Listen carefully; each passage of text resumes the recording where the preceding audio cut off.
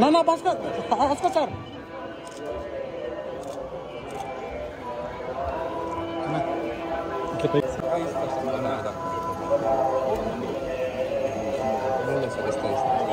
భాస్కర్ పెద్ద చేయలేదు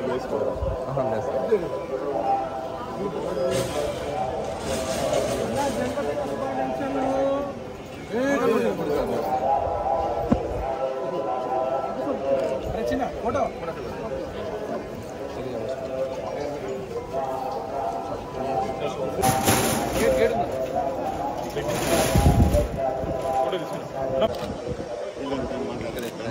మాట్లాడుతున్నావా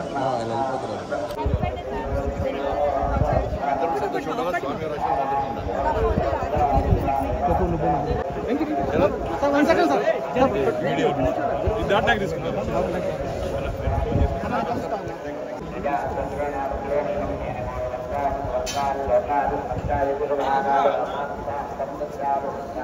కార్లో మెట్లు దిగి చెప్పేసి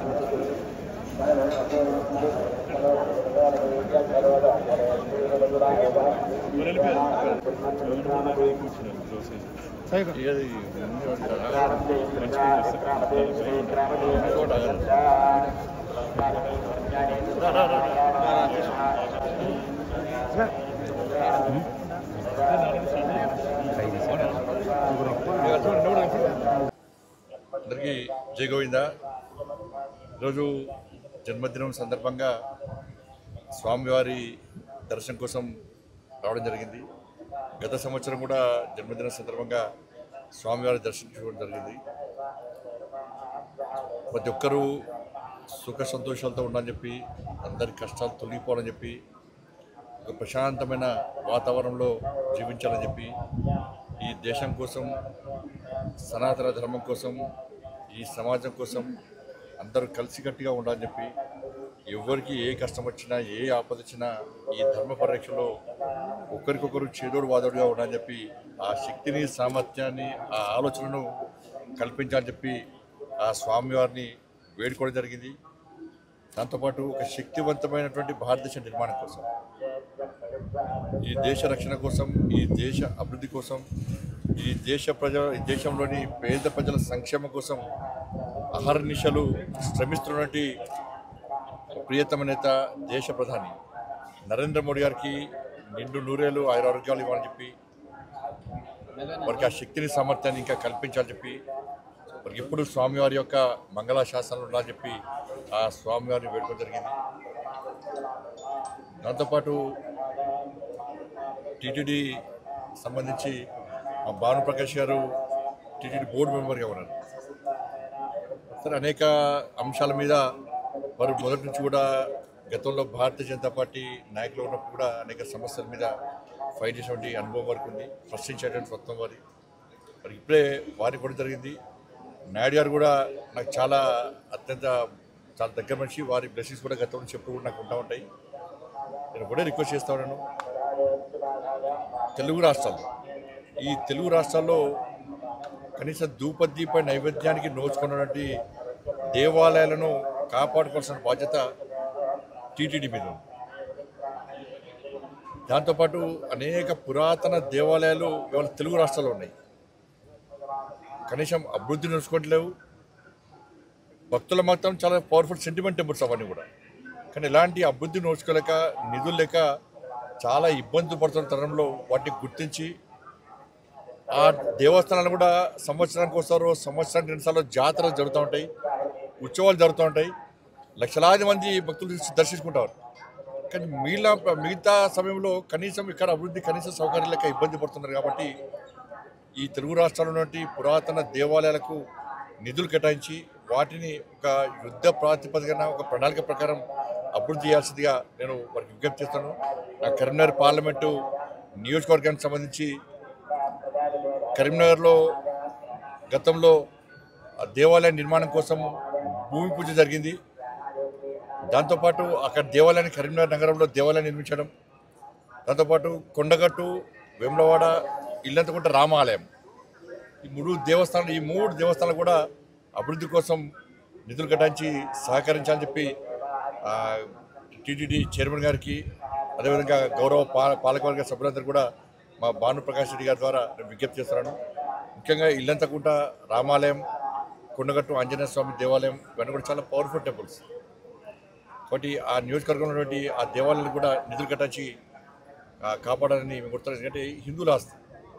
ఇవాళ ఇంత ఘోరమైన విషయం అంటే నిన్న నేను కాటేజీలో ఉన్నప్పుడు ఒక ఉద్యోగస్తుడు వచ్చిండు. సార్, హిందువుల ఆస్తి, హిందువుల హక్కు తిరుమల తిరుపతి దేవస్థానం.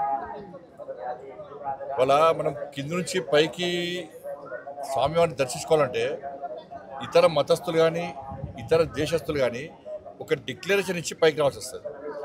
స్వామివారి విశ్వాసం నమ్మకం ఉంది అని చెప్పి ఒక డిక్లరేషన్ ఇచ్చి రావాల్సి వస్తుంది. ఇది గతం నుంచి జరుగుతున్న ఆనవాయితీ. కానీ దురదృష్టవశాత్తు ఏంటంటే టీటీడీ ఈ దేవస్థానంలో దాదాపు 1000 మందికి పైగా ఇతర మతస్థులు. స్వామివారి మీద విశ్వాసం నమ్మకం లేదు, హిందూ సనాతన ధర్మం మీద వారికి ఆలోచన లేదు, ఆ సనాతన ధర్మాన్ని కాపాడాలి, సనాతన ధర్మానికి అనుగుణంగా వ్యవహరించాలని చెప్పి ఆలోచన వరకు లేదు. అటువంటి ఉద్యోగస్తులకు, అటువంటి వ్యక్తులకు టీటీడీలో ఉద్యోగాలు ఇవ్వడమైంది, వాళ్ళు ఇంకా కొనసాగించడమైంది. ఎప్పుడో ఒకసారి మార్పు జరగాలి. అరే గతం నుంచి ఉన్నారు వాళ్ళు, మేము ఏం చేయలేమంటే అది చేతకాంతనం అవుతుంది. నేను భానుప్రకాష్ రెడ్డి గారు చెప్తున్నా, పాలక వర్గానికి నేను ఘాటుగా చెప్తున్నాను, ఇటువంటి పద్ధతి మంచిది కాదు. మీరు ఎంత అభివృద్ధి చేసినా, బయట భక్తులకు అన్ని సౌకర్యాలు కల్పించినా కూడా ఇతర మతస్థులు ఈ దేవాలయంలో ఉండడం వలన వాళ్ళ ఆచార వ్యవహారాల విషయంలో చాలా ఇబ్బందులు వస్తున్నాయి. అది బయటికి రాకపోవచ్చు. ఏదో సత్రం కాదు ఇది, అన్ని మతాలకు ఇవ్వడానికి ఏదో సత్రం కాదు. చాలామంది అర్చకులు కానీ ఈ సనాతన ధర్మం మీద ఆధారపడిన ఉద్యోగాలక చాలామంది ఇబ్బంది పడుతున్నారు. కాబట్టి జీతభత్యాలు ఇచ్చుకుంటూ స్వామివారి మీద విశ్వాసం నమ్మకం లేని వ్యక్తులను ఏ విధంగా మీరు ప్రోత్సహిస్తారు? గతం నుంచి వస్తున్నప్పుడు కూడా ఎక్కడో ఒకడ పురుష పెట్టాలి వాటికి. అరే నాకు ఆశ్చర్యం అనిపిస్తుందండి. ఇతర దేశాలకు దేశం సత్రంగా మారింది, తెలుగు రాష్ట్రాలు సత్రంగా మారింది. వాళ్ళకి ఆధార్ కార్డు ఇస్తాము, పాస్పోర్ట్లు ఇస్తాము, వాళ్ళకు రేషన్ కార్డు ఇస్తాము, వాళ్ళకి డబుల్ బెడ్రూమ్లు ఇస్తాము, వాళ్ళకి పెన్షన్ ఇస్తాము. ఇతర మతస్థులకు టీటీడీలో ఉద్యోగాలు ఇస్తాము. ఇది పద్ధతి కాదు. దీన్ని పూర్తి స్థాయిలో ప్రతి హిందూ కూడా దీన్ని వ్యతిరేకిస్తాడు. దీన్ని వెంటనే నిర్మూలించాల్సిన బాధ్యత పాలక వర్గం మీద ఉంది. ఇవాళ బయట మొత్తం చర్చ జరుగుతున్నది, తెలుగు రాష్ట్రాల్లో చర్చ జరుగుతున్నది. నిన్నగాక మొన్న మీరు ఒక ఉద్యోగస్తుని సస్పెండ్ చేశారు. అంటే బయటకు వస్తేనే మీరు సస్పెండ్ చేస్తారు తప్ప దీని మీద ఒక విచారణ జరిపి ఎవరెవరు ఉన్నారు, ఎవరెవరు ఈ సనాతన ధర్మానికి వ్యతిరేకంగా టీటీడీ నిబంధనలకు వ్యతిరేకంగా వ్యవహరిస్తున్నారో ఎందుకు మీరు ఎంక్వైరీ చేస్తున్నారు? ఎందుకు నిర్మించలేకపోతున్నారు? ఇది ఓట్ బ్యాంక్ పాలిటిక్స్ కాదు. ఓట్ బ్యాంక్ పాలిటిక్స్ కోసం కూడా టీటీడీని ఉపయోగించుకుంటే అంతకన్నా మూర్ఖత్వం ఇంకోటి కాదు, ఈ పిరిగితనం ఇంకోటి కాదు. నేను దయచేసి మళ్ళీ విజ్ఞప్తి చేస్తున్నాను, ఇది ఏ ఒక్కరి ఆస్తి కాదు, ఇది హిందువుల ఆస్తి. స్వామివారి విశ్వాసం నమ్మకం హిందువుల యొక్క ఆస్తి తిరుమల తిరుపతి దేవస్థానం. అటువంటి ప్రాంతంలో ఇతర మతస్థులకు ఉద్యోగాలు ఇచ్చేటువంటి పరిస్థితి నుంచి బయటికి రావాలి. ఉన్న ఉద్యోగస్తులను వెంటనే తొలగించాల్సిన బాధ్యత వాళ్ళ టీటీడీ పాలక మండలి ఉన్నది. నిన్న మతము రెచ్చగొట్టడం కాదు, వాస్తవం. ఒక మసీద్కి వచ్చి చర్చకు పోయి ఒక నామం పెట్టుకొని నేను పోతే నాకు ఉద్యోగం ఇస్తారా? నాకు రాణిస్తారా నేను? అరే మసీదులో చర్చిలో మాత్రం ఇతర హిందువులకు అవకాశాలు ఉన్నాయి. కానీ ఇదే సత్రం అయిదమన్నా కుక్కడికి వస్తున్నాయి పైసలు ఆస్తి అంతా కూడా.